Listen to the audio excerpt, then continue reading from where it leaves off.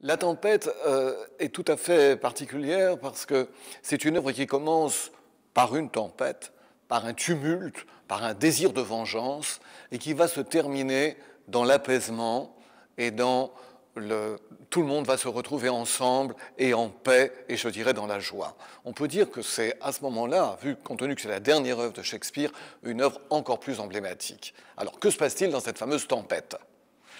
La tempête, c'est deux frères. Il y en a un qui usurpe le pouvoir et qui évince son frère et qui le fait partir sur une île déserte. Dans cette île déserte, un des amis, voyant ce triste sort, va provoquer en fait ce qui va être l'essentiel de la tempête. Il va lui dire « Bon, tu t'en vas, mais prends ta bibliothèque ou au moins un livre, ne pars pas tout seul comme ça sur une île déserte. » D'où le fameux dicton, vous savez, qu'est-ce que j'emporterai sur une île déserte, qu'est-ce que je lirai? Eh bien, Prospero part avec un livre. Et en lisant ce livre, Prospero acquiert une connaissance et une magie. Et à partir de là, Prospero peut agir sur l'air et peut provoquer des tempêtes. Il va provoquer une tempête, qui est donc le début de la pièce. En provoquant cette tempête, il fait échouer sur son île déserte son fameux frère, qui est un traître, avec toute sa cour. Et c'est là que la pièce s'enchaîne. C'est une pièce qu'on peut lire à plein niveau. À la fois, elle a un côté métaphysique, on peut y réfléchir et s'élever très très haut dans la réflexion, et en même temps, comme toujours avec Shakespeare, il ne perd pas son rapport au sol, et il y a un rapport à la farce.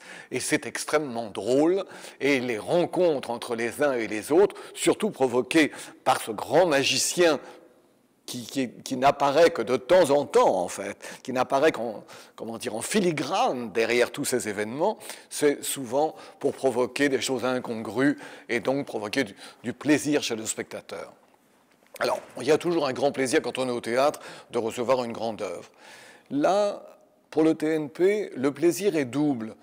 Parce que c'est une jeune personne de la troupe, c'est Juliette Rizou, qui a beaucoup travaillé avec Christian Schiaretti, qui aime l'idée de la troupe et le principe de la troupe, et elle appuie entièrement sa mise en scène sur cette reconnaissance de la troupe.